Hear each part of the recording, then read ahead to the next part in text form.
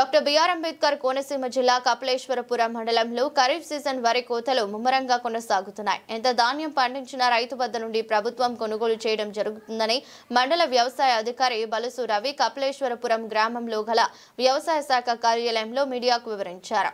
రబీ పంట డిసెంబర్ నెలాఖరుకి పూర్తి చేయాలని రైతులకు విజ్ఞప్తి చేశారు. అలాగే వరి సాగు భూములు ఈ మధ్య కాలంలో అకాల వర్షాల వలన ఆరుదల లేదని అన్నారు. ముంపు బారిన పడిన చేలుకి జింక్ లోపం ఏర్పడుతుందన్నారు. జింక్ లోపం గల వరి చేలుకి ఎంత నత్రజని వాడినా మూన ఎర్రగా ఉంటుందని అన్నారు. కావున రైతులు తప్పనిసరిగా జింక్ దమ్ములో వేయాలని సూచించారు.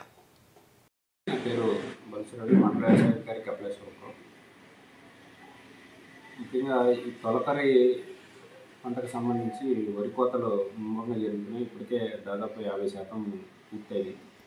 ఈ పూర్తయిన రైతులందరూ కూడా మీ పొలాల్లో పండిన ధాన్యం అంతటినీ కూడా ప్రభుత్వ కొనుగోలు కేంద్రం ద్వారా కొనుగోలు చేస్తున్నాం. దీంట్లో ఎటువంటి అపోహలు పోవద్దు. మీకు ఎన్ని బస్తాలు ధాన్యం పండింది అనేది కొనుగోలు కేంద్రంలో తెలియజేసి దానికి సంబంధించిన కూపన్ తీసుకోవాల్సిందిగా రైతులందరికీ మరీ విజ్ఞప్తి చేస్తున్నాం.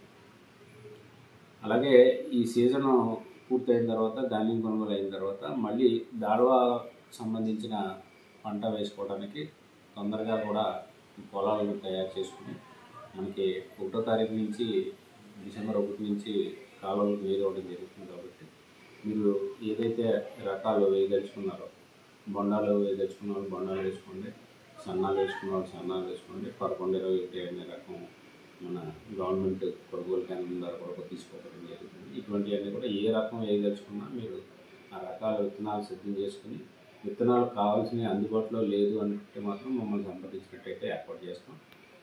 డిసెంబర్ నెలాఖరు లోపల అందరూ కూడా దాల్వా వరి నాట్లు కూడా పూర్తి చేసుకోవాలని రైతులందరికీ సూచిస్తాం.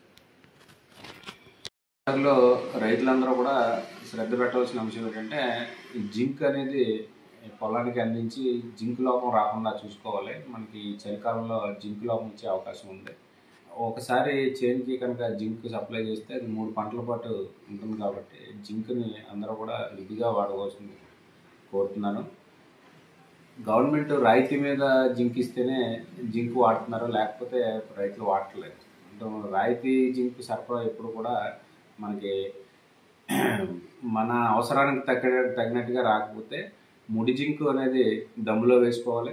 స్ప్రేయింగ్ జింక్ అనేది మాత్రం మనం పిచికారీ ద్వారా కూడా జింకు రీప్లేస్ చేసుకోవచ్చు. కాబట్టి అందరూ కూడా జింకు వాడకాన్ని దాల్వాలో తప్పనిసరిగా రైతులందరూ పాటించవలసిందిగా కోరుచున్నాం.